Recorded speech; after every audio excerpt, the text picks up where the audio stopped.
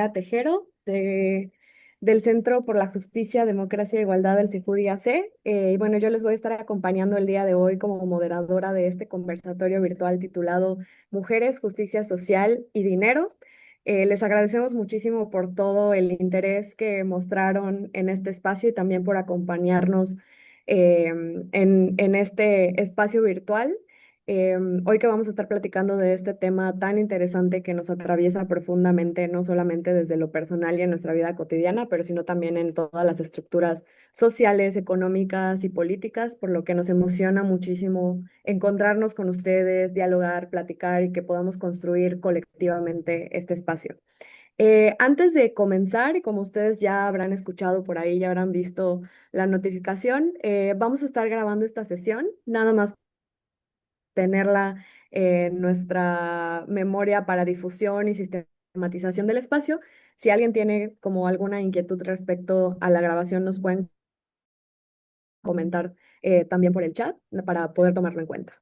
Y bueno, sin más, platicarles también que este conversatorio tiene como objetivo que podamos todas aquí reflexionar sobre cómo influye el dinero en las desigualdades de género, qué barreras enfrentan las mujeres en el acceso, control y toma de decisiones respecto a cómo manejamos nuestros recursos económicos y qué podemos hacer, qué alternativas podemos construir o podemos repensar desde la justicia social.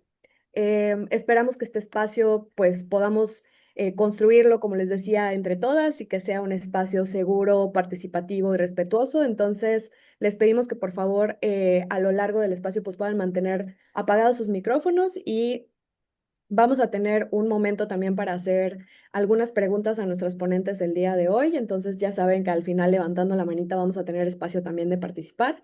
Entonces les pedimos nada más el tema de los micrófonos para no interrumpir a las ponentes, a quienes voy a presentar a continuación y que nos acompañan el día de hoy. Que además tenemos a unas ponentes increíbles. En primer lugar, tenemos a Mariel Curi Aguais. Ella es formada en Finanzas y Contaduría Pública por la Universidad Anáhuac Mayap y posgraduada en Educación para la Sustentabilidad por la Universidad Federal de Alfenas en Brasil. Cuenta con estudios en Finanzas y Economía Regenerativa por el Capital Institute, em, liderazgo ecosistémico por el Presencing Institute y la certificación Trauma of Money, así como diversos cursos relacionados a la gestión de instituciones financieras. Mariel cuenta con más de 10 años de experiencia en el sector financiero. En los últimos 5 años ha colaborado con diversas organizaciones para impulsar empresas comunitarias orientadas a la conservación de la naturaleza, diseñar mecanismos de financiamiento y fortalecer capacidades financieras locales. Y actualmente trabaja con instituciones financieras en el diseño de productos y procesos con enfoque de género, intercultural, ambiental y de inclusión financiera. Asimismo, desarrolla programas de educación financiera con enfoque de justicia financiera orientados a reducir brechas de acceso, prevenir la violencia económica y promover la autonomía. También acompaña la creación y fortalecimiento de fondos comunitarios como herramientas de organización colectiva, resiliencia económica y el ejercicio de derechos económicos de poblaciones diversas. Entonces, aplauso virtual también para Mariel, muy querida amiga y aliada también de nosotras aquí en el CEJUDI, y pues muchas gracias por acompañarnos el día de hoy. Em, También otra de nuestras ponentes es Mariana Belló. Ella es especialista en políticas de género y cuidado con enfoque de derechos humanos feminista y de desigualdades. Actualmente, Mariana coordina el programa de justicia de género y cuidados de Oxfam México, desde donde impulsa acciones para avanzar hacia políticas integrales de cuidados en México, con énfasis en la corresponsabilidad para garantizar las oportunidades en el ejercicio de los derechos de las mujeres cuidadoras, reduciendo las desigualdades de género y clase. Es psicóloga por la Universidad Nacional de Tucumán, con maestría en ciencias en la UNAM y estudios de género y políticas en Flaxo, Argentina. Cuenta con más de 20 años de experiencia en el diseño de políticas, investigación aplicada, incidencia política con enfoque feminista, presupuestos públicos con perspectiva de género, así como la sensibilización y capacitación como formación de agentes de cambio en materia de transversalización e institucionalización de la perspectiva de género. Mariana lidera procesos de articulación entre la sociedad civil, gobiernos y sector privado para promover el reconocimiento del cuidado como un derecho, necesidad y trabajo. Su trabajo se basa en una visión interseccional que pone al centro las voces de mujeres cuidadoras y promueve corresponsabilidad social como pilar de un desarrollo justo y sostenible. Ha participado en espacios de diálogo, multiactor, mesas técnicas y foros regionales sobre cuidados, economía feminista y justicia social. Y muchas gracias, Mariana, por prestarnos un ratito de tu tiempo el día de hoy y poder estar por aquí compartiendo con nosotras. También nos acompaña nuestra tercera ponente, que es María Paula Balama Aguilar. Ella trabaja en la intersección entre derechos humanos, políticas públicas y justicia social. Estudió Derecho en la Universidad Autónoma de Yucatán y se ha especializado en derechos humanos, migración, género y políticas de cuidados. Es directora del CEJUDI-AC, Centro por la Justicia, Democracia e Igualdad, desde donde impulsa iniciativas orientadas al diseño de soluciones estructurales frente a problemáticas complejas mediante el fortalecimiento institucional y la construcción de políticas públicas con enfoque interseccional.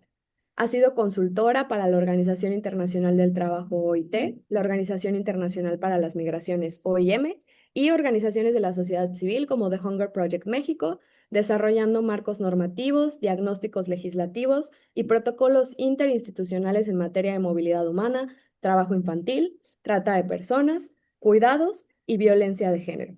Ha impartido conferencias y diplomados en México y América Latina, articulando análisis jurídico, incidencia y formación para la transformación social. Bienvenida, María Paula, a este conversatorio y muchas gracias a todas las panelistas por este tiempo y por compartirnos sus perspectivas y su trabajo a través de toda su experiencia en este conversatorio. Entonces, antes de iniciar y después de que ya escuchamos la increíble trayectoria de nuestras panelistas, quisiéramos pedirles, por favor, si nos ayudaran a que antes de que inicie el conversatorio nos pudiéramos tomar una fotito virtual, aprovechando que ya estamos la mayoría por aquí. Entonces, quienes tengan la posibilidad de encender sus cámaras para que nos tomemos ahí una capturita de pantalla, les agradeceríamos muchísimo.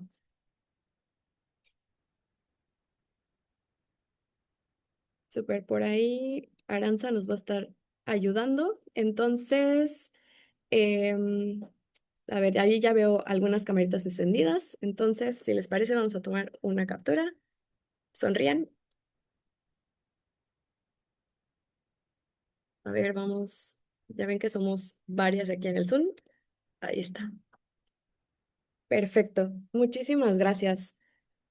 Bueno, ya sin mayor preámbulo, me gustaría compartirles de forma muy breve la metodología del conversatorio.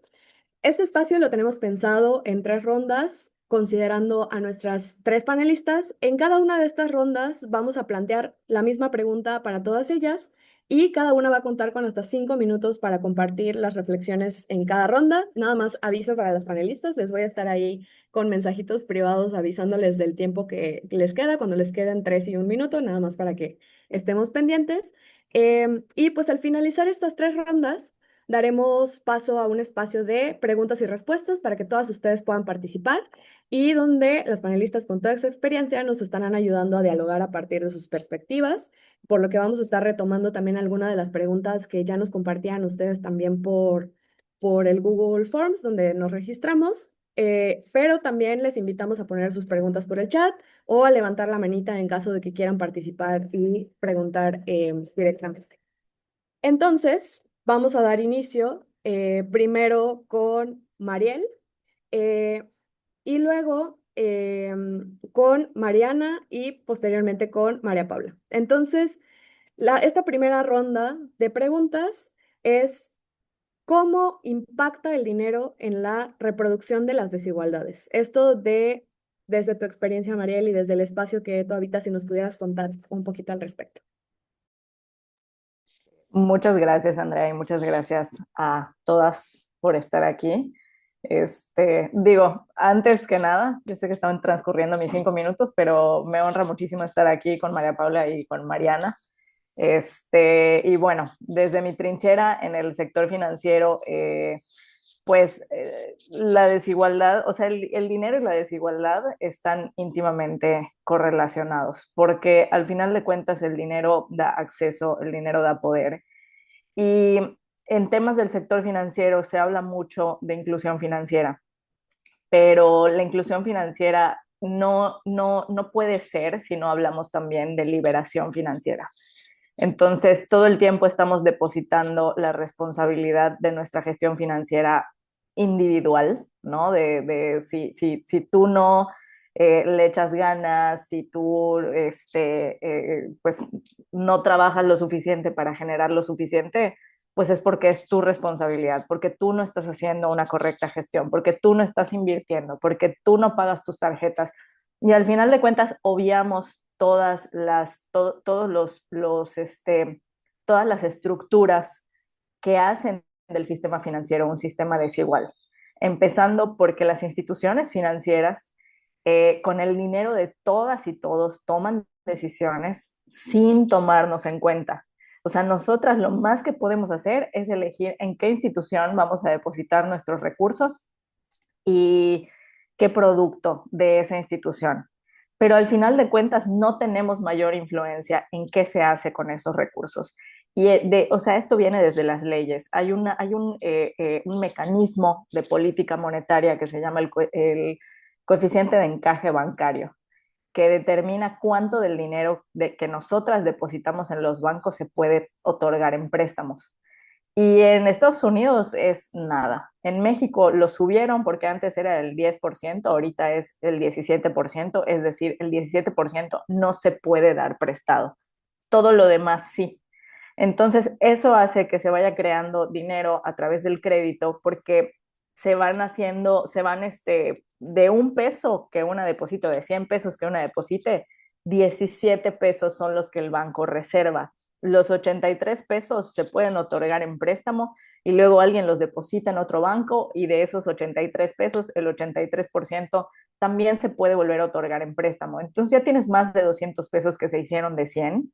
Perdón que no les dé el dato matemático exacto, pero eso hace que haya muchísimo más dinero circulando. Y el problema es que ese dinero, a pesar de que está circulando, no necesariamente llega a las manos de todas las personas, sino que se concentra en los bancos que, digo, Oxfam tiene un trabajo increíble sobre las desigualdades y sobre la concentración de la riqueza, pero la riqueza y ese dinero que termina siendo dinero virtual, que está hecho del crédito, ni siquiera está hecho de nuestra producción, de nuestros servicios, de nuestras actividades económicas, sino que es, al final de cuentas, dinero que no tiene sustento real, no está respaldado por un valor real. Pues eso es lo que está circulando, eso es lo que se está acumulando y al final genera desigualdad. ¿Por qué? Porque necesitamos extraer más recursos de la naturaleza, que los recursos están concentrados en el sur global, y además, pues tenemos que trabajar más para poder generar más, para poder pagar todos esos créditos. ¿A quién? Nadie sabe a quién se le debe. O sea, la realidad es que hay hasta un video muy chistoso, ¿no? De unos aliens que están viendo que los seres humanos estamos súper endeudados y nadie sabe a quién le deben, porque, o sea, Estados Unidos se debe a sí mismo y le debe a China y China se le debe a sus ciudadanos y sus ciudadanos le deben al banco y el banco, o sea, todo mundo está endeudado con todo mundo. Entonces, el sistema financiero, por diseño, es un generador de desigualdad. Y pues yo desde que dejé de trabajar en una institución financiera pues he estado explorando nuevas formas de hacer finanzas dentro y fuera del sector, pues para mí algo ha sido muy claro, que tiene que venir desde la base comunitaria. O sea, la gestión financiera tiene que venir de abajo hacia arriba, lo que le llaman el trickle up. No puede ser de arriba hacia abajo, no puede seguir siendo de arriba hacia abajo, porque al final de cuentas no se puede sostener. Todo el tiempo hay crisis del sistema financiero que las personas con nuestros impuestos tenemos que pagar a través del rescate de los bancos y al final de cuentas, o sea, los bancos siguen bollantes, ¿no? ¿Por qué? Porque hay que rescatarlos porque si no se cae la economía. Entonces, el diseño del sistema financiero estructuralmente, pues no está bien hecho. Eh, siempre trato de verlo con mucha compasión, porque al final de cuentas es algo que se ha ido construido pues sobre aire por muchos años y desafortunadamente o afortunadamente nos toca cambiarlo ahorita y pues bueno, en esas estamos. Creo que ya se me acabó el tiempo. Muchas gracias. No, muchas gracias, Mariel, y también por la precisión con el tiempo. Justo te iba a mandar mensajito, entonces estuvo perfecto, muy bien. Y bueno, creo que en esta primera intervención salen cosas como muy interesantes que tú nos mencionas de pensar el sistema financiero como un sistema desigual. Pero no sé, me gusta mucho también esto como de repensar, ¿no? El tema de la base comunitaria y no quedarnos solo a quienes nos genera em, como esta impresión verlo como generador de desigualdad, sino como repensarlo desde lo comunitario. Y también estas reflexiones también desde lo individual hacia lo colectivo, la liberación financiera. Entonces, creo que son también como muchas perspectivas muy interesantes respecto a la forma en la que podemos entender estas desigualdades también desde un sistema tan complejo y que muchas veces no entendemos también cómo es el sistema financiero. Muchas gracias, Mariel. Y ahora vamos con Mariana para esta primera ronda. Si nos pudieras ahora platicar, Mariana, cómo impacta el dinero en la reproducción de las desigualdades desde tu experiencia y el espacio que tú habitas. Muchas gracias. También voy a tomar unos segunditos de mi tiempo para agradecer el espacio y esta invitación y sobre todo reconocer que aquí hay un buen de morras hablando de dinero y eso es fantástico, maravilloso y bueno, desde Oxfam México es parte de nuestra apuesta, justo poner la conversación sobre el dinero en el centro de las conversaciones políticas. Coincido totalmente con Mariel respecto de que el dinero tiene todo que ver con la desigualdad, por supuesto, tiene todo que ver con la desigualdad en cuanto a que es el principal parámetro de la distribución tremendamente inequitativa e injusta de los recursos en el mundo. También coincido con Mariel en que cuando hablamos de dinero, hablamos de una serie de recursos que están orbitando al dinero y que están íntimamente relacionados, como es el poder político, el poder en los medios, el control de narrativas que da ese poder político y el poder en los medios, pero también un recurso con el cual o sobre el cual trabajamos, ese recurso que se va y no regresa, no es como el dinero que las abuelitas nos dicen, no te preocupes, mijita, el dinero va y viene. A veces va y no viene, pero bueno, más o menos así va la vida, pero el tiempo no, el tiempo va y no viene, y un poco de eso vamos a estar hablando, también no voy a estar ahondando respecto de los cuidados. También coincido con Mariel en que las reglas de cómo se mueve el dinero y la distribución de los recursos están dadas por un sistema que marca una estructura, un sistema capitalista que además está completamente de la mano con el patriarcado. Y aquí es donde inicia la conversación feminista y desde la teoría y la economía feminista, pues nada, las mujeres vinimos aquí a dar, ahora sí que manotazos en la mesa y tratar de entender esa lógica de los recursos justo desde otras lógicas que van más allá de los mercados y que subvierten esta lógica. Eh, la buena noticia en todo esto es que así como el dinero produce y reproduce desigualdades, también puede ser un vehículo para construir igualdad. También puede ser un vehículo para construir derechos. Parte de esa conversación la voy a dejar para la última pregunta. Y en esto de las reglas, y en esto de las reglas patriarcales y capitalistas que mueven justo la distribución de los recursos en el mundo y en nuestro país y en nuestra región, en donde creemos que somos autónomos y que porque hagamos bien las cosas nos va a ir bien y no necesariamente es así. Hay reglas que hacen que esto funcione de esta manera.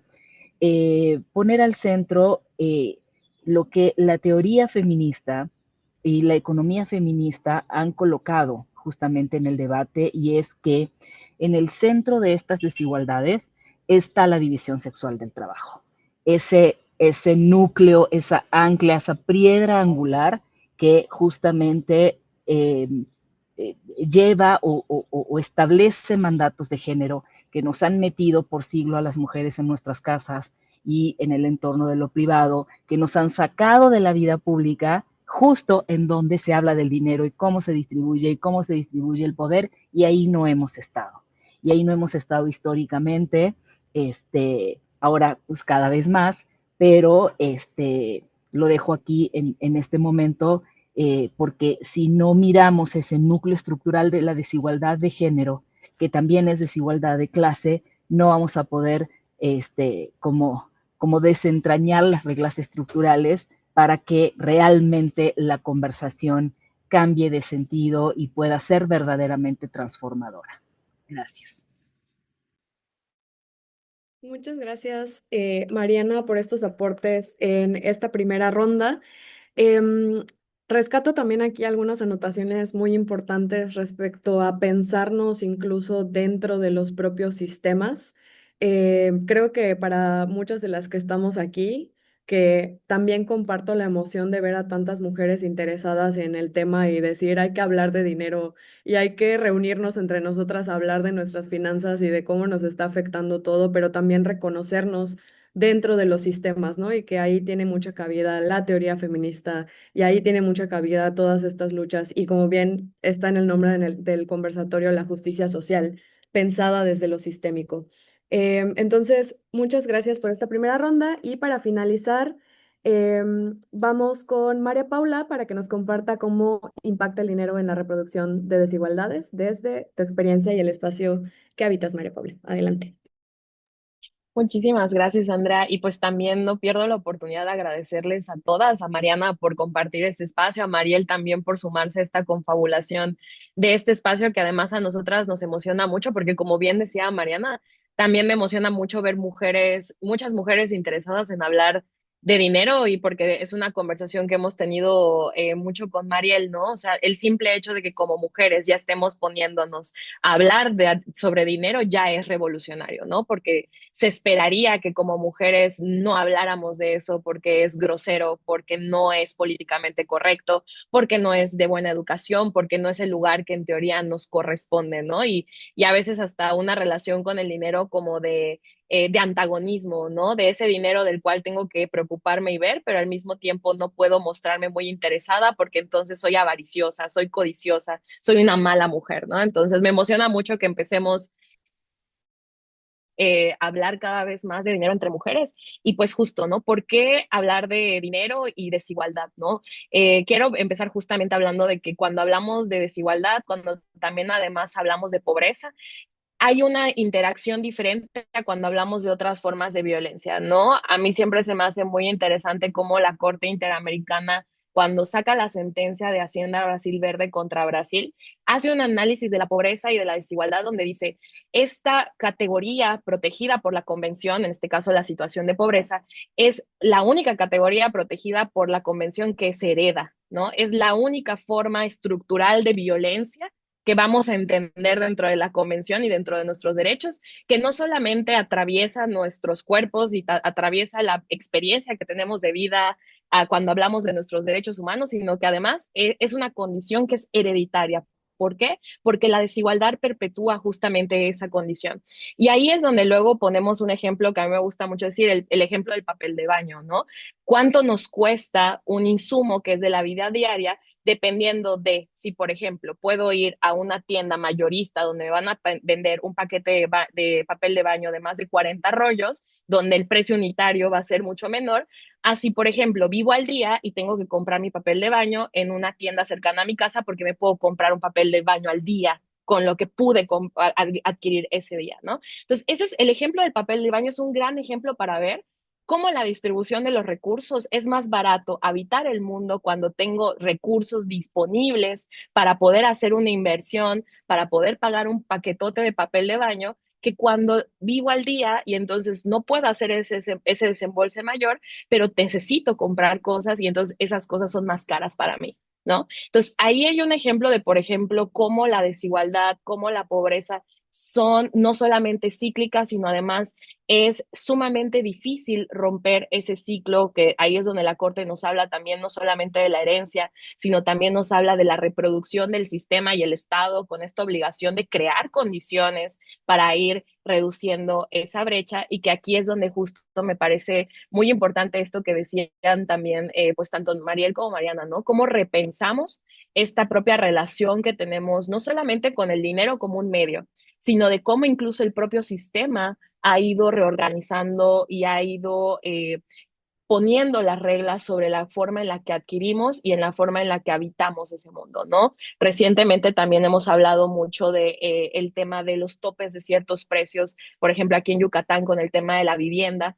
¿Cuándo podemos empezar a hablar de topar el precio de la vivienda? Como la vivienda, un gasto que es básico, indispensable y necesario para una vida digna. Y entonces ahí es donde hablamos de cómo la desigualdad puede verse, cómo se puede ver reproducida a partir de un sistema no regulado o de la falta de regulación, redistribución o de estos candaditos que nos permiten poder acceder a condiciones de vida y no solamente materiales como puede ser vivienda, alimentación, vestido, productos de higiene básica, sino también, y quiero también retomar aquí esto que comentaba Mariana, el tiempo, ¿no? Porque al final, cuando yo tengo que ocupar más trabajo o más, o que generalmente a veces en lo típico veríamos más trabajo, más tiempo para poder subsistir mi modo de vida, entonces estoy también pagando con mi tiempo, ¿no? O sea, al final trabajamos para que recibir un pago,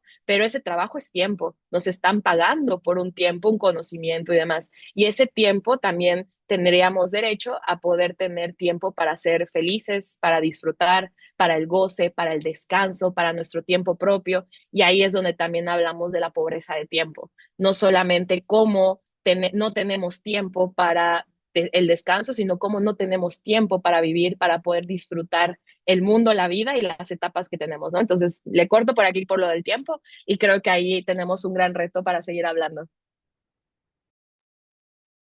Muchas gracias, María Paula, y gracias a las ponentes por ser muy buenas con el manejo del tiempo. Y también creo que cerrando esta primera ronda nos sirve mucho para encuadrarnos y para recordarnos esto que María Paula decía, ¿no? Lo revolucionario es que todas aquí estemos hablando de dinero y poniendo el tema sobre la mesa y traer nuestras experiencias y perspectivas, pero retomar mucho, y creo que con eso me quedo de esta ronda, retomar todo el tema de las estructuras, de lo sistémico, de cómo miramos este tema desde lo individual hacia lo comunitario y también las formas de repensar estos abordajes que podemos hacer frente a la generación de las desigualdades. Ahora pasemos a la siguiente ronda de preguntas, en donde le pediré a las panelistas que por favor nos puedan compartir qué barreras han identificado que dificultan transformar precisamente la forma en la que se vive o se entiende el dinero y particularmente, ¿no? Cómo lo entendemos las mujeres. Entonces, Mariel, si nos pudieras compartir.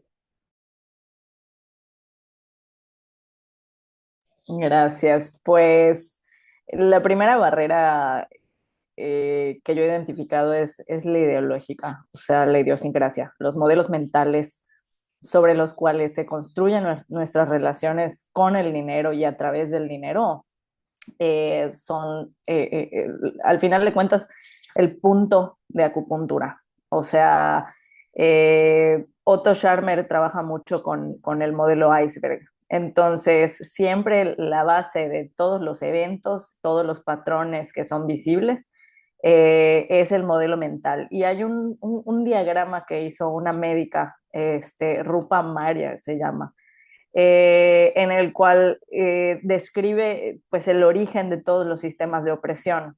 Y al final de cuentas, esos sistemas de opresión, o sea, ella lo usa para explicar la inflamación, pero yo creo que aplican para todo, ¿no? Entonces, la base es el sistema capitalista, eh, que pues de ahí deriva, ¿no? Tanto la supremacía blanca como la supremacía del ser humano sobre la naturaleza, el pensamiento colonial, el pensamiento patriarcal, etcétera. Y eso al final de cuentas proviene de un modelo mental mecanicista, en donde todo lo vemos como partes aisladas, como si fuéramos una máquina y no vemos al planeta Tierra como un sistema vivo y no nos vemos como parte de ese sistema vivo. O sea, para mí tuve que ir a ese nivel de profundidad como para realmente entender por qué el sistema financiero no funciona como debería de funcionar, ¿no? Y al final de cuentas, el sistema financiero es un reflejo de nuestras relaciones. Hay un ejercicio que pues se llama círculo de regalos, es un mercado sin dinero que pues llevamos haciendo desde hace 7 años es un mercado sin dinero, o sea, no hay dinero, no habría por qué tener un motivo para que haya pleitos, ¿no? Y al final de cuentas, en todas las dinámicas en círculo de regalos se ven esas jerarquías, ¿no? Incluso de clase, raciales, de no te voy a regalar algo porque eres blanca y tú tienes dinero y lo puedes pagar, o solo le voy a regalar esto a alguien que realmente lo necesite. Entonces, todos esos prejuicios modelan al final de cuentas la manera en la que nos relacionamos a través de nuestras transacciones financieras, que incluso sin haber dinero, pues son iguales, ¿no? Entonces, o sea, mucha gente culpa al dinero. Yo la verdad es que siempre digo, el dinero no es el problema. O sea, el problema es cómo nos relacionamos a través del dinero. Y para mí algo que ha estado muy vivo últimamente es el concepto de nuestras relaciones financieras.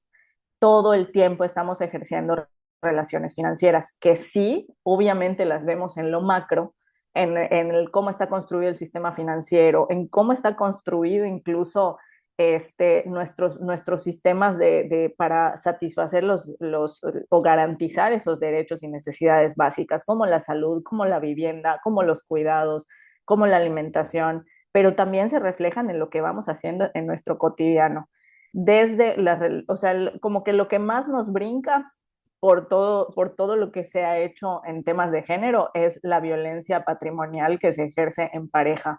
Pero también hay violencia patrimonial que se ejerce de hijos a padres, de padres, madres a hijos, hijas, entre hermanas, hermanos. O sea, hay muchos tipos de violencia financiera, también en las relaciones laborales, y viene por no pensar, ¿no? O sea, ayer había una persona que decía que en los procesos de selección para ocupar puestos de trabajo ya te están pidiendo casos prácticos que son prácticamente una consultoría gratis. Y pocas personas llegan a esa reflexión de decir, oye, ¿por qué me están pidiendo esto? No, esto es extractivo. O sea, en lo cotidiano, fuera de estos espacios, pocas veces se reflexiona sobre si estamos teniendo relaciones extractivas o no. ¿Por qué? Porque está muy normalizado. Y obviamente, como mencionaban Mariana y María Paula, pues a las mujeres nos atraviesa mucho más porque las mujeres hacemos cosas por amor, ¿no? Porque las mujeres lo tenemos que hacer porque somos cuidadosas y amorosas por naturaleza. Pues obviamente eso se refleja en que nuestras relaciones financieras son incluso más desiguales. Por eso es bien importante hablar de esto, porque así se ponen en evidencia todas las desigualdades que muchas veces vivimos en lo privado y pues no tenemos la oportunidad de transformar por vergüenza, porque otra de las cosas que ya sé que se me va a acabar el tiempo, otra de las cosas que nos atraviesan profundamente cuando hablamos de temas financieros es la vergüenza y la culpa. Por eso los vivimos en soledad, porque lo atribuimos a una falla individual y no lo podemos ver porque no hablamos de eso como algo sistémico. Gracias. No, muchas gracias, Mariel, por tus aportaciones a esta ronda. Y ahora pasamos con Mariana para que nos cuente qué barreras identificas que dificultan transformar la forma en la que se vive o se entiende el dinero y pues particularmente cómo lo entendemos las mujeres. Sí, muchas gracias. Em, Creo que la principal barrera, desde mi punto de vista, la principal barrera, y principalmente para las mujeres en torno al dinero y a las decisiones políticas y económicas respecto del dinero, tiene que ver con estar en la conversación, entrar al círculo en donde se están debatiendo los temas que tienen que ver con el uso del dinero, que finalmente tendría que ser una mesa amplia en donde estén todas las personas representadas, porque hablando del dinero público, obviamente, pues es, es el dinero de todas y de todas. Y las mujeres de entrada no estamos ahí o estamos muy poco representadas y nos ha costado mucho llegar a esta mesa porque, pues recordemos, estábamos metidas en las cocinas de nuestros hogares hasta hace muy poco tiempo. Entonces, y bueno, esta es una de las principales barreras. Relacionado con esto, y un poco lo ha comentado Mariel, a ver si pensamos, yo no soy economista, pero si pensamos en cómo concebimos la economía como este funcionamiento de los mercados y en donde hay una serie de reglas que van marcando qué se produce, cómo se distribuye, quién consume, eh, eso se da fuera de las casas, se da en la vida pública, pero además el ente o el sujeto económico y político de ese sistema por naturaleza, por las reglas, no por naturaleza, perdón, por las reglas del sistema, es un señor. Y en el informe de Oligarquía o Democracia le ponemos un rostro muy claro porque miramos quienes detentan el poder económico y el poder político en este país, y es un señor blanco, es un señor de 70 años, es un señor que ha heredado esa riqueza. O sea, vemos mujeres y muchas otras corporalidades por fuera de este personaje, digamos, que está en el centro de la discusión económica. Y todo esto que ocurre principalmente dentro de las casas y que, volviendo a traer los principios de la economía feminista, que justamente pone al centro eso que ocurre, que es clave para que el señor de 70 años esté produciendo allá afuera, no se ve, no se valora, eh, no se reconoce, no se remunera, y ahí están las mujeres, ¿no? Entonces, ¿cómo ir pasando de la conversación de que la economía implica principalmente todo el funcionamiento que permite la reproducción de la vida, todo el funcionamiento que permite que el país y que una sociedad tenga una infraestructura humana produciendo y generando valor a partir de que hay una generación de valor previa, que es justamente que esos sujetos estén alimentados, vestidos, saciados, estén en condiciones de salud adecuadas y tal. Entonces, eh, esa me parece que es una principal barrera.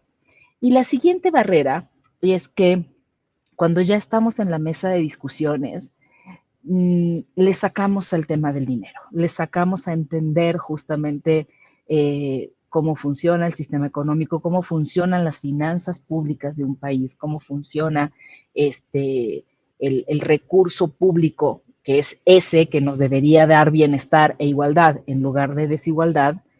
eh, y porque asumimos que principalmente es algo que conversamos mucho aquí con las colegas de Oxfam México. Asumimos que, por ejemplo, la causa feminista, claro, es una agenda muy amplia y hay distintas organizaciones que hemos ido abordando distintos temas, de la violencia, los derechos sexuales y reproductivos, el cuidado, la brecha salarial, etcétera, pero no nos hemos metido o no nos hemos especializado en cómo funciona el dinero público para que esa garantía de derechos sea posible y esa reducción de brechas sea posible. Entonces, cuando nos sentamos con interlocutores del Estado y les decimos, ustedes que queremos más derechos, no queremos más derechos, queremos más de los que tenemos, pero queremos los que nos corresponden. Fíjese que no hay dinero. Y en el no hay dinero, ahí nos quedamos como ya, ¿no? Luego, porque necesitamos, las feministas y todas las demás causas que tienen que ver con la garantía de derechos, necesitamos entender cómo funciona, cómo es el funcionamiento del dinero público para exigir con mayor precisión y mayor capacidad técnica, pero también política, cómo el dinero que sí puede, eh, que sí podría, digamos, recaudarse de manera más óptima, sea justamente en beneficio de los derechos y de la reducción de brechas. Y bueno, o sea, sobre esa siguiente parte ahondaré en la tercera parte de la conversación. Gracias. Y disculpa. No, no, no, está perfecto. Muchísimas gracias, Mariana. Aquí he estado apuntando un par de cosas, pero quisiera escuchar primero a María Paula, pero muchísimas gracias por estas reflexiones que creo que nos dejaron a todas como que pensando muchas, muchas cosas. Entonces, para cerrar con esta ronda, María Paula, si nos puedes compartir qué barreras identificas que dificultan transformar la forma en la que se vive o se entiende el dinero y pues particularmente cómo lo entendemos las mujeres. Adelante. Gracias. Justo concordando completamente con esto que comentaba tanto Mariel como Mariana, quería también abordar una barrera principalmente que a lo mejor nosotras lo hemos conversado más, incluso desde lo generacional y lo que hoy por hoy estamos viendo con estos movimientos en redes sociales sobre lo que se entiende por ser mujer y ser hombre, ¿no? Que hace poco en otro panel que compartíamos decíamos, como ahorita estamos, pareciera que generacionalmente estamos buscando respuestas sobre cómo ocupar el mundo desde el ser mujer, desde el ser hombre, ¿no? Y justo porque lo traigo a colación, porque creo que una de las barreras que desde estas narrativas que se han estado proliferando en redes sociales tiene que ver con cómo las mujeres nos posicionamos o cómo las mujeres entramos a la conversación del dinero, ¿no? Y justo yo creo que le comentaba, no me acuerdo si a Mariela, no me acuerdo si a Andrea, justo este tema de a mí de repente me ha impresionado la cantidad de publicidad que me llega de cómo dirigir sin perder tu energía femenina, cómo hablar de finanzas sin perder tu energía femenina, cómo liderar sin perder tu energía femenina o alejándote de tu energía masculina. Y esto es algo que por supuesto ha sido causa de muchos memes, muchas bromas, pero que genuinamente dentro de nuestras conversaciones ha resultado preocupante, porque si hay una narrativa, y luego lo veía con esto de las gear mats, ¿no? O sea, cómo se ha popularizado esto del gear dinner, gear mats, ¿no? Y entonces es como gear mats, entonces 2 más 2 igual a 4, entonces gear mats, porque las mujeres no sabemos sumar, porque las mujeres no sabemos usar la aplicación bancaria, ¿no? Y entonces ahí hay toda una narrativa en las juventudes, y por eso decía como una barrera generacional, hay toda una narrativa en las juventudes que se ha ido proliferando, que tiene que ver con cómo habitamos un mundo y romantizamos el alejarnos y el decir, esto no es para nosotras, ¿no? Y esto que venía mencionando hace rato Mariana, ¿no? Cómo esas discusiones sobre decisiones, sobre finanzas, se deja en un espacio público que de por sí no había sido pensado para que nosotras estemos. Y creo que hay una barrera, son estas, yo que a mí personalmente, y creo que lo hemos compartido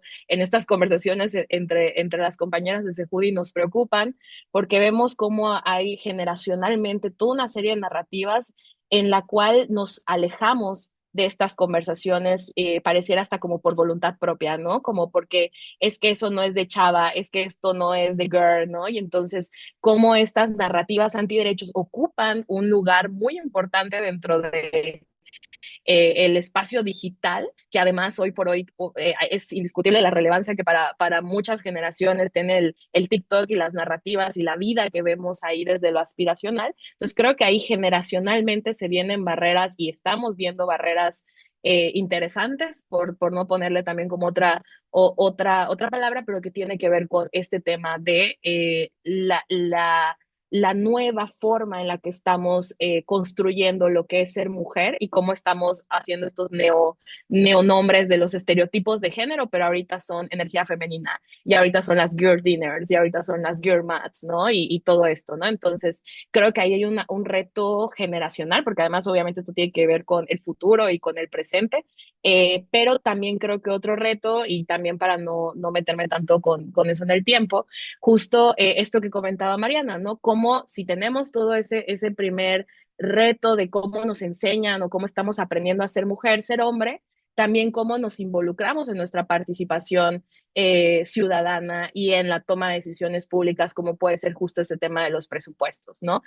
Justo también otro tema que hemos conversado mucho, sobre todo cuando hablamos de cuidados, de pobreza del tiempo, si no tenemos tiempo o estamos cansadas o estamos agotadas, el luchar por nuestros derechos, el sentarnos en una mesa a pelear por más presupuesto, por mejores condiciones, por derechos, es más agotador y es más difícil, ¿no? Entonces, si además hablamos de que también hay un tema generacional de las condiciones laborales, la falta de acceso a vivienda, de las juventudes, la precarización, o sea, hay muchos temas ahí que rondan una generación que justo es la generación Z, un poco de la millennial que ya va de salida.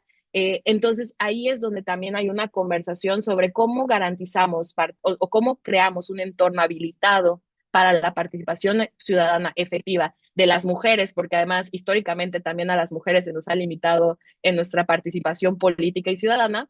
¿Cómo habilitamos un entorno para nuestra participación política y ciudadana como mujeres? Si no tenemos tiempo, si estamos cansadas, si no tenemos recursos o tenemos muchas preocupaciones por nuestros recursos y además estamos agotadas, ¿no? Entonces ahí creo que hay un tema muy importante que poner, el agotamiento, no solo de las personas, de las juventudes, pero también aquí, que es un tema que luego también abordaremos más, pero de las mujeres en sociedad civil, porque además sociedad civil principalmente hay muchos movimientos que estamos principalmente compuestas por mujeres, entonces cómo hay un debilitamiento de la sociedad civil, del tejido, del ecosistema de organizaciones de la sociedad civil en estos momentos y que eso abre aún más la brecha democrática en el país, en Yucatán, en el mundo, ¿no? Entonces creo que ahí el tema de la democracia para mí es un desafío, un reto que creo que es muy importante tener en cuenta y que tiene todo que ver con el tema de recursos, tiene todo que ver con el tema también de pobreza del tiempo, de cuidados y que es importante irlo poniendo sobre la mesa. Súper, muchísimas gracias, María Paula. Exacto con el tiempo. Y bueno, me emocionó un montón esta ronda. O sea, yo las estaba escuchando y yo estaba como que desde escuchar a Mariel con la parte de la relación con el dinero y me parece que tiene mucho que ver cuando estamos hablando, por ejemplo, de la relación que tenemos las mujeres con el dinero y que en la primera ronda surgía de mirarnos incluso dentro de los sistemas y si estamos hablando de patriarcado, entonces hay que jalar el análisis feminista para ver cómo nos relacionamos incluso con el dinero desde esos sistemas, desde esos roles, desde esos estereotipos, porque cuando escuchaba a Mariana y nos platicaba, ¿no? De estas divisiones, ¿no? De lo público, de lo privado y de cómo cuando tenemos en nuestra cabeza, pensaba mucho en cuando pensamos en un hombre que maneja dinero, pensaba en estas películas que le encanta a los hombres heterosexuales de El Lobo de Wall Street, ¿no? Y así como y el dinero y la bolsa y los carros y las casas y cómo para las mujeres no es que no manejemos el dinero, pero el dinero que manejamos parece no tan importante porque tiene que ver con la administración de los alimentos, la educación de las personas que habitan un espacio, ¿no? Entonces, ¿cómo pensar que no es que no estemos usando el dinero, ¿no? Es que estamos usando dinero a lo mejor en otros términos o desde otros espacios que parecen como que no tan relevantes porque entonces no me puedo comprar la mansión y no estoy despilfarrando y no estoy, ¿no? Como verlo desde esas perspectivas y que nos lleva a pensar también, creo, en esto que decía María Paula, ¿no? Como entre estas nuevas narrativas de las energías, de lo femenino, de lo masculino, como remasterizado para las nuevas generaciones, pero que en la raíz siguen siendo los mismísimos roles, estereotipos de toda la vida, cómo podemos repensar y cómo podemos incluso nosotras enfrentarnos a esta relación con el dinero desde otro lugar. Y creo que a partir de esta reflexión me permite abrir entonces la ronda 3, porque desde todo esto, ¿qué caminos o propuestas les parecen a ustedes que son clave para avanzar para que el dinero pueda nutrir el bienestar y el desarrollo colectivo? Entonces, para finalizar con esta ronda, empezamos contigo, Mariel. Muchas gracias. Eh, bueno, va en muchos sentidos, o sea, creo que es la respuesta más amplia, así que voy a tratar de ser muy concreta con todos los puntos, ¿no? Primero creo que todo lo que conocemos como educación financiera, inclusión financiera, alfabetización financiera tiene que cambiar, tiene que ampliarse. Siempre, a pesar de que hay enfoques más frescos, creo que todavía hay mucho y sobre todo lo que viene desde los canales oficiales, vamos a llamarle gobierno, instituciones financieras, se sigue quedando muy corto, se sigue quedando en el ejercicio individual. Y ahí paso a mi segundo punto, ¿no? O sea, por supuesto que desde estos espacios no se van a abordar los problemas y las causas sistémicas porque pues es tocar, es amenazar muchos privilegios, es reconocer la parte que tenemos cada quien, ¿no? O sea, porque, o sea, todas y todos ejercemos de alguna u otra manera opresiones. O sea, esto es muy escabroso decirlo, pero lo es real, ¿no? Y tenemos que ser bien autorreflexivas y autorreflexivos para saber, pues, de qué manera lo estamos haciendo. Entonces, obviamente, al señor de 70 años, blanco, millonario, que le digas, oye, pues, reflexiona sobre esto, pues es un tema delicado, ¿no? Porque al final de cuentas es doloroso y volvemos a la vergüenza y a la culpa que pues conllevan, ¿no? Esto también aplica para los temas de filantropía, o sea, tiene que haber una redistribución de la riqueza y la filantropía es una forma de distribución de la riqueza, o sea, todas las personas que trabajan en sociedad civil, yo siempre les digo que lo tienen que ver así, ¿no? Porque a veces es, no quiero recibir dinero de esta empresa porque no va de acuerdo a mis valores, o sea, sí, pero el hecho de que te llegue a ti ese dinero es una manera de redistribuir riqueza. Y la filantropía, en Estados Unidos hay un movimiento ahorita que trabaja con la filantropía restaurativa, que es mucho, por ejemplo, siguiendo esta práctica, no, o sea, no porque la sigan a ella, sino que este es un ejemplo, ¿no? De la ex esposa de Jeff Bezos, de Mackenzie Scott, perdón por mencionarla como, o sea, por hacer esa referencia para que la ubiquemos, ¿no? Pero ella está dando toda su fortuna, que además sigue creciendo porque su fortuna viene de acciones de Amazon, y ella la está regale y regale y regale con muy poco, o sea, con muy pocos requisitos, ¿no? Entonces, se tiene que reconocer el trabajo de la sociedad civil, que la sociedad civil está haciendo, que es precisamente una vez una mujer en un contexto de banqueros, lo dijo abiertamente. O sea, si la filantropía existe, es por nuestra responsabilidad también, por cosas que no estamos haciendo bien y por cosas que estamos dejando de hacer. Entonces, la filantropía se tiene que empezar a ver como redistribución de la riqueza y como justicia financiera. Y pues también el trabajo de Oxfam enfocado en la justicia fiscal es bien importante porque muchos de los servicios financieros responden a externalidades que se depositan en las personas en lo individual, ¿no? Los servicios de salud, seguros de gastos médicos mayores, los créditos hipotecarios por no poder garantizar un acceso digno a la vivienda, las pensiones o bueno, las afores o los planes personales de retiro, porque no tenemos un buen sistema de pensiones y por supuesto no hay un sistema de cuidados. Entonces, todas las contribuciones, o sea, a mí me gusta ver los impuestos como las contribuciones que hacemos al colectivo. Y desafortunadamente los gobiernos no necesariamente responden a las necesidades del colectivo. Entonces nosotras tenemos que absorber eso y ahorita pues que todo el mundo está financiarizando todo, hacen de cualquier cosa un activo financiero, la vivienda, la salud, el retiro, pues entonces, o sea, seguimos nosotras asumiendo todo eso. Entonces, la justicia fiscal y el involucrarnos en los presupuestos es algo que pues es bien importante hacer. Y por último, que es lo que a mí me está moviendo más ahorita, es la organización comunitaria alrededor del dinero.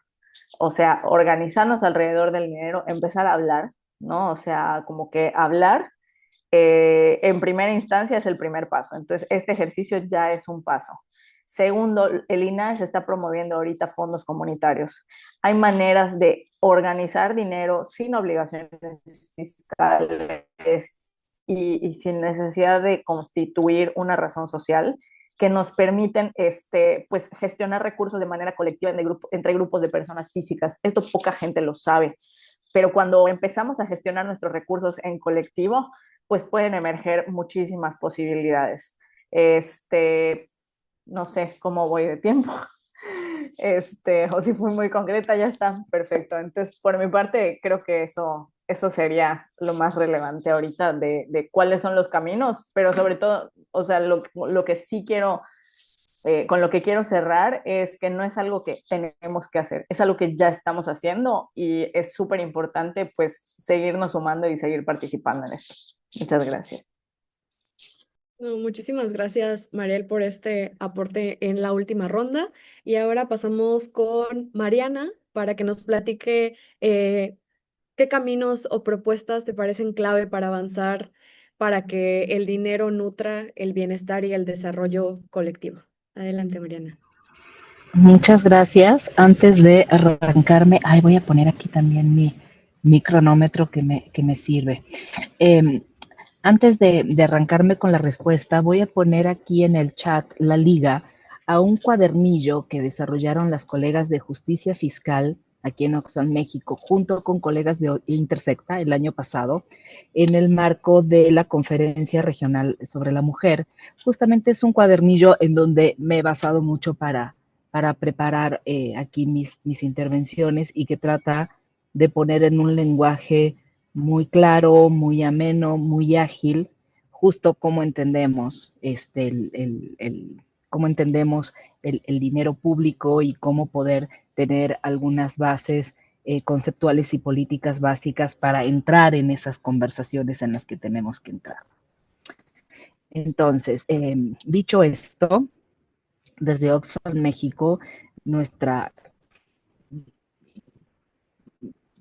pensamos y somos muy enfáticas desde hace mucho tiempo en o la vía, así como decía yo al principio, que el dinero puede ser vehículo para la desigualdad, pero puede ser un vehículo para la igualdad, y la vía para transformar este vehículo y que nos lleve a la igualdad, a la garantía de derechos y el cierre de brechas es una política fiscal. Es una política fiscal que tiene que obviamente ser encabezada por el Estado, desde Oxfam México y desde nuestro fuerte anclaje en la incidencia política, siempre estamos mirando al Estado como ese actor rector que regula, ¿no? Regula las relaciones sociales y las relaciones económicas entre las personas, y que tiene en sus manos la posibilidad justamente de hacer estas transformaciones de las que estamos hablando. ¿De qué manera? Primero, recaudando mejor. Oxfam, México es un país que recauda poco para el tamaño de la economía que implica.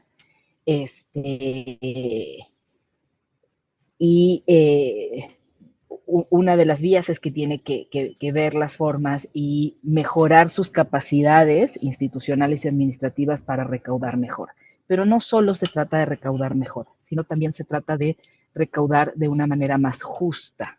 Y esto es justamente poniendo, digamos, como reglas que dejen de beneficiar como de manera neutral. Nos dimos cuenta que estábamos beneficiando a los señores blancos heterosexuales de las urbes. Tiene que haber reglas para que digamos, reglas que están resultando en acumulación de riqueza y en acumulación de recursos de muy pocos, sea para una base redistributiva mucho más amplia. Entonces, ahí hay dos mecanismos. No me voy a meter mucho porque pues, no hay tiempo, y porque en otro momento quizás con mis colegas de justicia fiscal podemos ahondar en ellos. Y uno es que recaudar de manera justa implica que quienes más tienen paguen más impuestos. Así de sencillo, digamos, ahí hay mucha conversación sobre la cual abordar. Y no solo eso, sino que una vez que el Estado recauda mejor, que la distribución en el gasto público, en los presupuestos, también sea pensada en abatir estas desigualdades y en garantizar los derechos. Entonces, la discusión está en cómo nos hacemos de dinero como país, como Estado, y cómo ese dinero se ejerce para los derechos. Si nosotras, como organizaciones, como sociedad civil, como activistas, feministas, pero también en otros frentes sociales, vamos afinando la discusión y el monitoreo de estos temas, a la hora que nos sentemos a la mesa con tomadores de decisiones y nos digan es que no hay dinero, vamos a tener herramientas para decir sí, si cobras la tenencia, sí, si cobras el PEDIAR, sí, si cobras el ISR de una manera más justa, sí, si dejas de lado impuestos regresivos, y además luego monitoreando los presupuestos de egresos, que es justamente ese gran pastel, ¿no? Que permite distribuir o no los derechos para todas las personas y que eso nos lleguen a todas las personas. Hasta aquí lo dejaría. Muchas gracias. No, muchísimas gracias, Mariana, por estas aportaciones tan valiosas a esta última ronda. Y bueno, para finalizar, nos vamos con María Paula para que nos cuente qué caminos o propuestas te parecen clave para avanzar para que el dinero nutra el bienestar y el desarrollo colectivo. Adelante. Gracias, Andrea. Pues justo creo que la primera apuesta que tenemos nosotras ahorita desde Sejudi es justo, tenemos que hablar más de esto.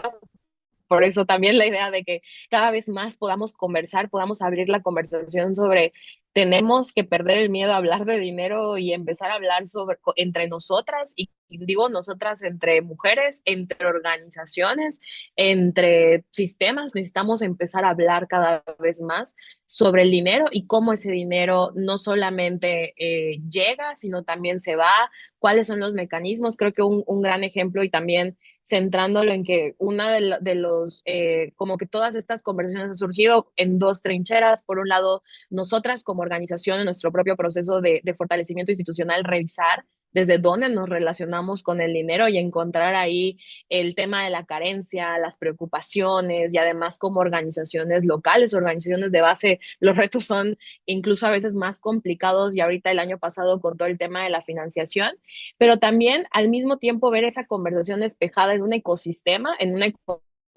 de sociedad civil cansado, en un ecosistema de sociedad civil con muchos retos, pero que muy pocas veces estamos hablando sobre nuestras preocupaciones de nuestra subsistencia y sobrevivencia, porque obviamente afuera hay muchas cosas que nos preocupan, ¿no? Y justo recientemente las compañeras de Manifiesta Tu Ciudadanía sacaron un informe sobre el cumplimiento de retos legales y fiscales de las OSC y justamente ahí yo veía lo que compartían y decía, claro, 100% somos, ¿no? O sea, las organizaciones tenemos que estar cumpliendo con 150 obligaciones fiscales, recibamos 0 pesos, recibamos 100 pesos, ¿no? O sea, no importa cuánto estemos recibiendo, tenemos que cumplir con esas cargas fiscales y legales, ¿no? Entonces, creo que hablar sobre estas preocupaciones, que es también esto que decía Mariana, no solamente en sí la recaudación, sino cómo funciona esa recaudación, quiénes están pagando más, cómo son esos ejercicios también de poder al momento de recaudar. Entonces creo que nuestra propuesta y también como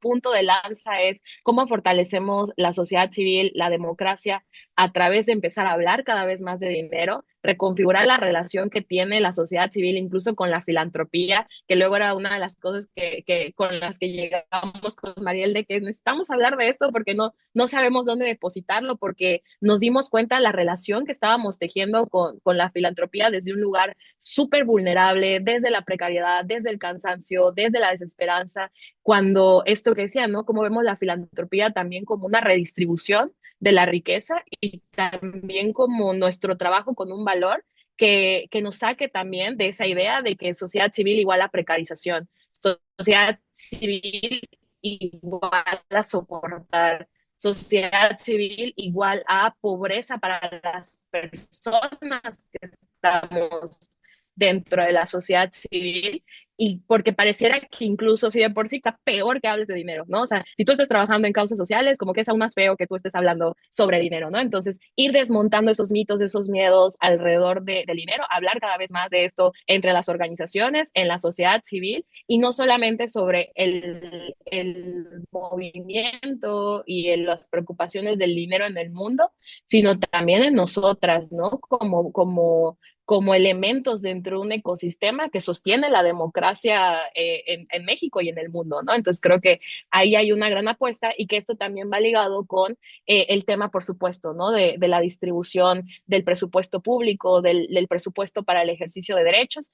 Hay otras maneras más justas de poder hacer esa distribución. Lo veíamos, por ejemplo, en Colombia han experimentado con trazadores presupuestales, es decir, si estamos recaudando tanto dinero en productos menstruales, por poner un ejemplo, ese dinero que solamente pueda ser utilizado para política pública relacionada a la violencia de género, ¿no? Entonces, ese dinero que se recaudó a través de, por ejemplo, productos menstruales, no puede ser utilizado para el ejército, no puede ser utilizado para seguridad, no puede ser utilizado para solamente aquellos rubros presupuestales relacionados con combatir la violencia de género. Entonces, hay formas, hay mecanismos, Colombia, Uruguay tienen experiencias, justo Oxfam también ha recapitulado muchas de estas herramientas también en sus informes, y creo que el poder hablar de eso y sobre todo ir con más armas al momento de luchar por nuestros derechos, y también peleamos por cambios legislativos. De hecho, hoy, por ejemplo, aprovechando el día, se cumple un año de la despenalización parcial del aborto aquí en Yucatán, que justo ahí estuvimos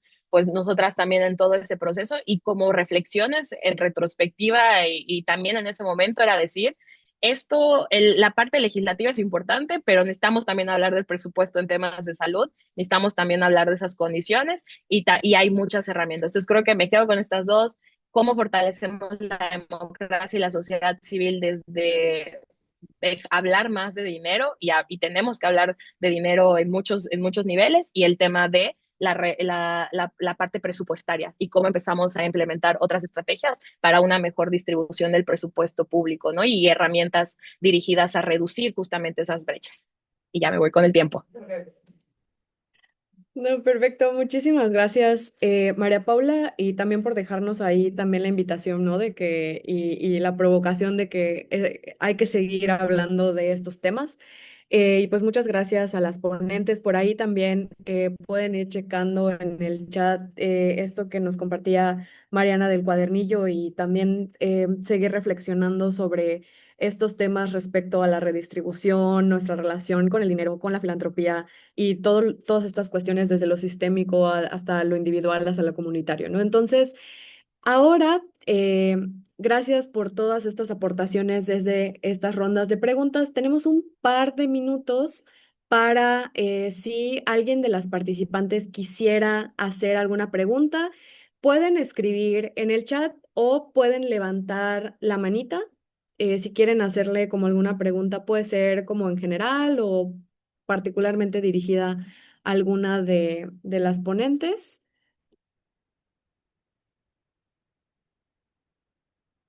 Por si alguien quiere participar.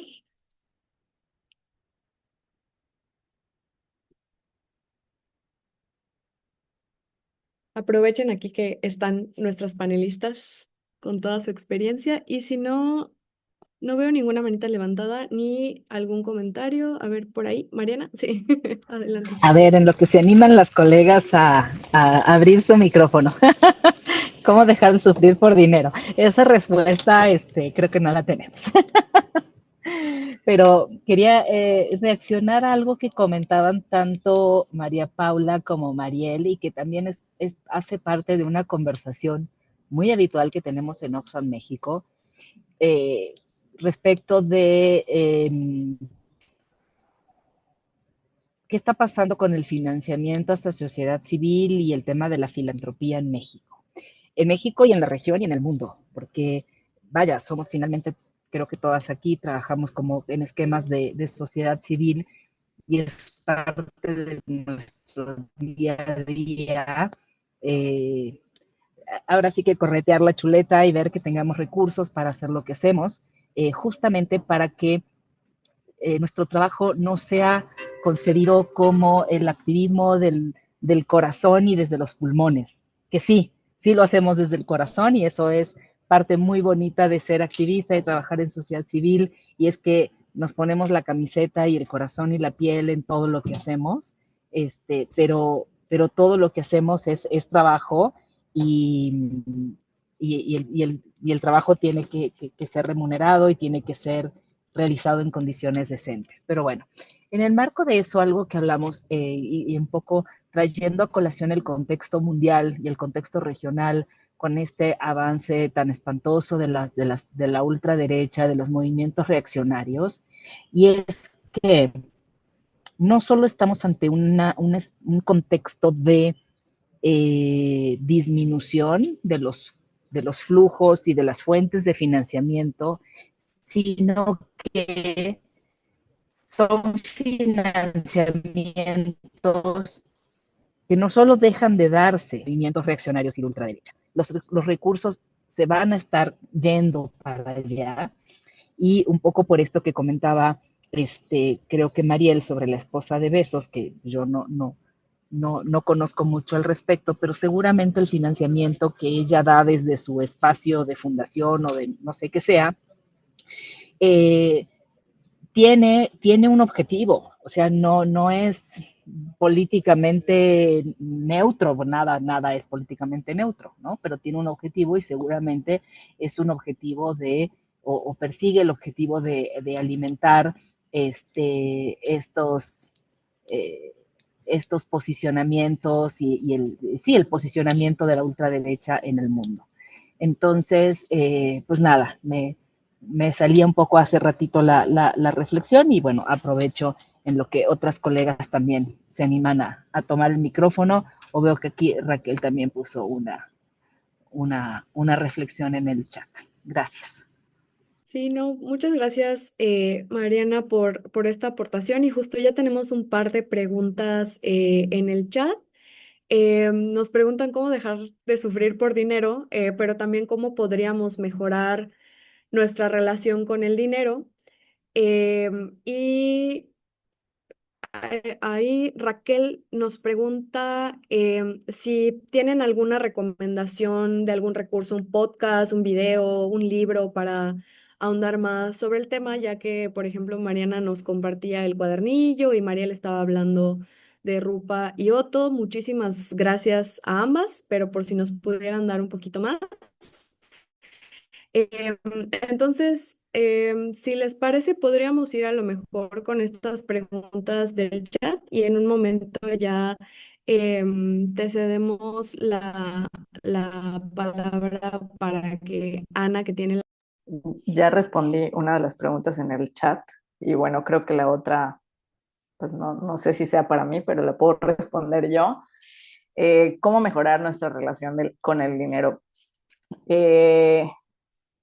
Esa es una pregunta como muy amplia porque pues siempre depende del contexto, pero así de bote pronto yo tengo dos recomendaciones que hacer. La primera es no solo, o sea, ver más allá del dinero, sino que ver qué es lo que subyace en esa relación. Entonces, lo primero es autovaloración, ¿no? O sea, que al final, o sea, aunque te lo dicen ahí todas las gurús financieras espirituales, ¿no? De tu dinero es el reflejo de ti, ¿no? Pero, o sea, es cierto, porque cuando nos valoramos, pues obviamente valoramos nuestro trabajo y buscamos una mejor remuneración, etcétera, nos desenvolvemos con mayor confianza. Segundo, reciprocidad, porque el dinero al final de cuentas refleja nuestros intercambios. Tercero, cuidado, ¿no? Buscar cuidarnos a través de nuestro dinero y cuidar a través del dinero. Límites claros al momento de justo este flujo de reciprocidad. Y la otra es que nuestro sistema nervioso juega, yo no soy psicóloga, pero en la certificación pues trabajamos con perspectiva informada en trauma. Entonces, nuestro sistema nervioso, al final de cuentas, pues habita en nuestro cuerpo y determina el tipo de decisiones que tomamos. Entonces, yo sé que es un consejo muy privilegiado decir, regula tu sistema nervioso para que puedas tomar mejores decisiones financieras. Pero creo que también la regulación del sistema nervioso, al estar en nuestro cuerpo, sí es difícil porque estamos dentro de este sistema que pues altera nuestro sistema nervioso, pero por otra parte, la regulación está en el cuerpo mismo. Entonces, la regulación es a través del movimiento. Yo en lo personal practico Qigong, que hay videos en YouTube y yo hago una práctica todas las mañanas de 10 minutos. Eso ayuda a que tomemos, o sea, que nuestro cuerpo no sea el que dirija los impulsos al momento de tomar decisiones financieras, sino que nos permite pues tener un poco más de regulación al momento de tomar esas decisiones financieras. Pero lo más importante es no olvidar que estamos dentro de un contexto que pues es desfavorecedor. Entonces, tener mucha compasión para con nosotras, apoyarnos mucho en la comunidad y ubicar cuáles son nuestros recursos no financieros, que en la mayor parte de las veces son muchísimos más, de los recursos financieros que tenemos y al final de cuentas son lo que realmente genera valor. Y bueno, igual como contestando con la pregunta, continuando un poquito con eso, creo que algo que de hecho Mariela en algún momento me decía en una conversación y creo que para mí me hacía mucho sentido, ¿no? Como persona no financiera, yo estudié derecho, nada, no de finanzas, y que justo me decía esta parte de aprender a sentirnos sostenidas, ¿no? Y creo que luego a mí me resonaba mucho como parte del proceso que tuvimos nosotras de desarrollo institucional, que tenía que ver con la parte regenerativa, tuvo una parte que ver con este tema del trauma del dinero. Un ejercicio que a mí me resonó mucho y que me ayudó mucho es esta parte de mapear nuestros recursos y entender que no, el dinero es uno de nuestros recursos. O también tenemos alianzas, tenemos redes de apoyo, tenemos habilidades, tenemos conocimientos, tenemos muchos recursos que van más allá del dinero. Y entonces como que cuando escuchaba esto que me decía en su momento Mariel de aprender a sentirnos sostenidas y además recordar este mapeo de recursos, como que a mí me hizo clic, ¿no? De entender que el dinero es un recurso que, como decían hace rato, que va y viene, a veces más va que viene, o a veces sí viene y a veces va, pero justo reentenderlo desde este lugar del dinero no es mi único recurso. Tengo muchos más recursos que de repente me llevan a, o a veces no, pero que también sostienen. Entonces, aprender a sentirnos sostenidas, el entender y reconocer esos otros recursos que tenemos más allá, que van más allá del dinero. Y digo, también como en esta parte de lo de las recomendaciones, ahorita un podcast que me ha estado gustando mucho, se me hace muy entretenido, digo, igual desde este lado. Es uno que se llama Chisme Corporativo, si lo quieren ver por ahí. No es un podcast per se autonombrado, a lo mejor como feminista, pero es un podcast que habla sobre las historias de las empresas, inversiones, negocios y demás, pero que creo que tiene ahí de entrada pues un ritmo muy divertido, o sea, un ritmo muy llevadero para a lo mejor personas que no estamos tan familiarizadas con cierto sector, y que además creo que tienen un reconocimiento de decir, bueno, nosotras no somos expertas en género, pero esta historia es de un hombre blanco, y para las mujeres funciona diferente, ¿no? Y tienen, por ejemplo, ediciones específicas sobre historias de mujeres. Entonces creo que ahí hay un recurso que a mí se me ha hecho muy interesante y una de ellas, que es Maca Rivas, ha estado hablando mucho también sobre el tema de cómo ella ve hoy por hoy la libertad financiera o la parte de las finanzas como mujer, ¿no? Y como mujer con muchos privilegios, pero también reconociendo todos estos aprendizajes que ha tenido. Entonces me parece que es un contenido interesante, a lo mejor como muy introductorio y que puede servir y que al menos a mí me ha gustado bastante en estos momentos. Súper, muchas gracias a ambas.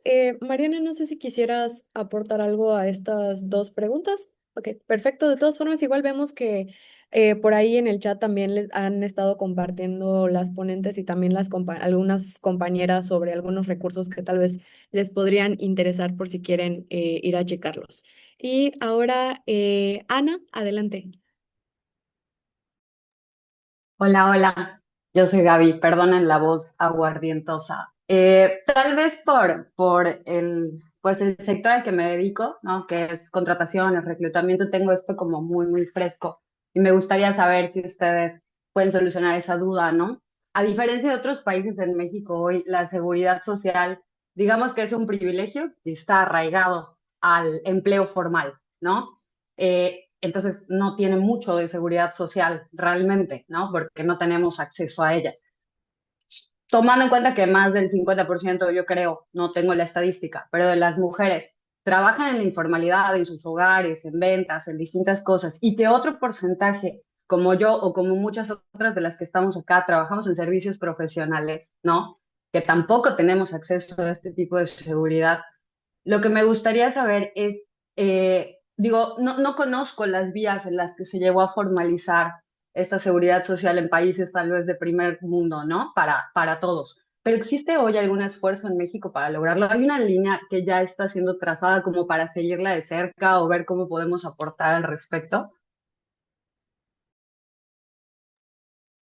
Bueno, no sé quién de las panelistas quisiera responder a la pregunta.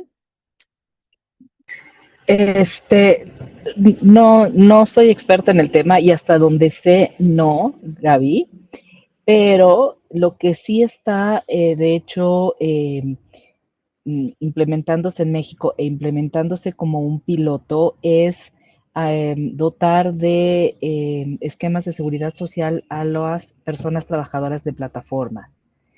Y ahí, bueno, eh, es, es un piloto porque está viendo, vaya, viendo cómo funciona. Aquí las colegas de justicia laboral en Oxfam México sí están trabajando de manera muy profunda y siguiendo todo este ejercicio. Y bueno, con mucho gusto, si es una conversación que es de tu interés, podemos en algún momento acordar una conversación con ellas. Eso por un lado. Y por otro lado, desde el ámbito que a mí me toca aquí en Oxfam, México, que tiene que ver con los cuidados, eh, es, es clave tener seguridad social o no tenerla, justamente porque la seguridad social ha posibilitado que principalmente las mujeres que están en empleos formales y que principalmente están en las urbes puedan tener acceso no solo a servicios de salud y sino también a servicios de cuidado, como son las guarderías. Como todas aquí sabemos, había otras opciones que tenían que ver con programas sociales como el programa de estancias infantiles o incluso el programa de escuelas de tiempo completo, que si bien hay toda una discusión aquí en el ecosistema de cuidados y si los espacios educativos son o no espacios de cuidados, pero lo que sí es cierto es que son espacios que eh, digamos, al poder ofrecer servicios de cuidado en el sentido amplio de las infancias por una jornada de las mujeres, para librar un poco de la pobreza de tiempo y tener mayor disposición de ese tiempo para lo que las mujeres deseen hacer en cuanto a su proyecto de vida. Entonces, digo, sí es una discusión muy importante en el tema de los cuidados y de los sistemas de cuidados y hay un reto enorme al respecto actualmente en México. Lo dejo aquí para dar lugar a las colegas. Muchas gracias, Gracias, Mariana. Adelante, gracias. Mariel. Yo velozmente, tampoco es mi área de expertise, pero Jade Sociales, que es una organización que está aquí en Yucatán, está haciendo un trabajo importante en la difusión o sea, y sobre todo no informar y promover tanto la afiliación a seguridad social de trabajadoras independientes y de trabajadoras del hogar. Este, y sí, justo era una de las cosas que yo mencionaba, ¿no? Que como ni siquiera tenemos acceso a esto, porque a veces dices, ¿para qué me voy a afiliar si aún así voy a ir a hacer filas al IMSS y no sé qué? Lo que menciona Mariana es muy cierto. Hay otro tipo de sistemas de cuidados a los que se pueden acceder cuando se tiene esta seguridad. Y por otra parte, yo soy una persona que este año, bueno, y pues al final de cuentas pensando, porque una de las inquietudes que mucha gente tiene es como mi retiro, ¿no? Y pensando en ese retiro, yo creo que lo que estamos haciendo hoy está moviendo la brújula y pues tal vez hoy no veamos los resultados, pero en el largo plazo sí. Entonces, creo que yo sí he estado pensando, ¿no? Aparte por ahí unos temas de mi Afore, como volver a pagarla, aunque sea pagarla yo, porque aquí la diferencia es que pues no te lo paga tu patrón, lo pagas tú. Pues para que eventualmente, pues, o sea, si llegamos a mover la brújula con todos los esfuerzos que estamos haciendo, pues poder gozar de esos beneficios también. Gracias, Mariel. Sí, María Paula. Ay, gracias. Sí, creo que justo tampoco es como per se la super especialidad, pero creo que esta conversación que abres, Gaby, es súper importante y súper necesaria. También nosotras hemos estado abriendo mucho esa conversación. Creo que ahí hay varias opciones, incluso hasta el cómo se va reconfigurando, porque hoy por hoy sí estamos viendo como este movimiento donde incluso muchas personas, a lo mejor igual como generacionalmente, incluso a veces hasta prefieren mejor tener un esquema de honorarios y entonces yo pagarme mi seguridad social privada porque prefiero tener un seguro de gastos médicos mayores a ir a pararme a hacer fila en el IMSS, ¿no? Y digo que sabemos que la seguridad social va mucho más allá del tema de salud, pero creo que aquí hay dos temas. Por un lado, la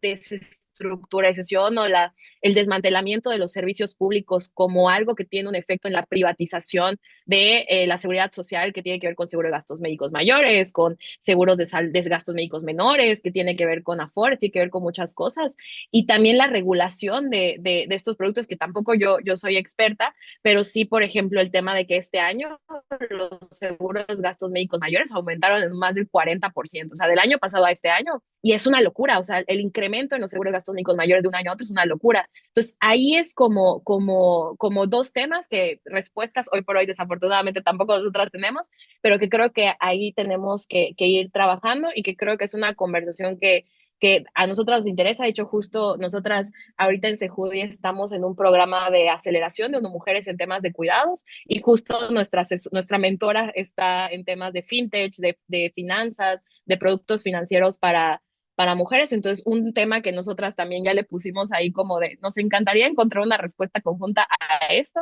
es el tema de seguridad social.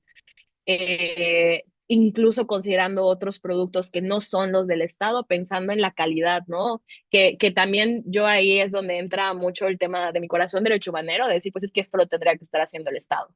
Pero también entiendo porque me preocupa no solamente mi calidad de vida, sino la calidad de vida de las personas que colaboran con nosotras. Entonces ahí es donde también cómo conciliamos esos dos lados, ¿no? Una desestructuración de los servicios del Estado, una desmantelamiento de los servicios del Estado, mientras también vemos ahí un sector y unos recursos financieros, no financieros, una opción privada, pero que al final estamos privatizando derechos, ¿no? Entonces ahí es donde hay un choque indiscutible. Creo que es una conversación que abre muchísimo por seguir explorando respuestas. Estaremos nosotras también explorando respuestas y si en algún momento, y creo que podemos seguir conversando para buscar cómo las construimos también juntas, ¿no? Pero me encanta que desde ese sector en el que estás te lo estés preguntando, porque creo que sin duda es una gran conversación y creo que ahí también el tema de la cultura de las empresas y la cultura de los espacios de trabajo también es importante, ¿no? También el ver cómo las personas que trabajan y colaboran con nosotras son quienes le dan vida a los espacios, ¿no? Y también cómo nosotras somos recíprocas con esa vida y también cómo también, me encantaba, vi un video creo que en Italia donde decían, no, pues claro, para nosotros es un privilegio poder darles sus vacaciones, es un privilegio poder darles todas estas condiciones positivas, ¿no? Entonces creo que ahí también tenemos que hablar sobre cómo cambiamos esa perspectiva de el trabajo y lo que envuelve el trabajo, ¿no? Entonces, pues eso, esperemos pronto tener respuestas. Es más. No, muchísimas gracias a las panelistas, pero también a todas las que se sumaron para ir cerrando, porque ya estamos como que tantito sobre el tiempo. En el chat vemos que compartieron varios libros, el libro de la psicología del dinero, por ahí nos hablan de un grupo de mujeres que hablan de dinero, que están como Futuro Femenino en Facebook, entonces por ahí también tenemos algunos recursos. Mariel nos comparte lo de Justice Founders, ahí está también un informe de Oxfam, entonces por si quieren ir también checando todos esos recursos y para seguirse sumando a estas conversaciones, ¿no? Y de que reúnan a sus amigas y díganles, hay que hablar del dinero y escuché esto en el conversatorio y sigamos llevando todo esto y traerlo porque como decía María Paula, mujeres hablando de dinero no deja de ser revolucionario. Y pues muchas gracias de nuevo a las panelistas, pero también a ustedes por sumarse a esta conversación y por enriquecerla con todas sus perspectivas. Que tengan bonita tarde. Muchas gracias. Muy buenas tardes. Gracias a Muchas gracias a todas. todas. Gracias. Ahora sí que textual, muy enriquecedor. Muy enriquecedor. Dale. Gracias. Adiós.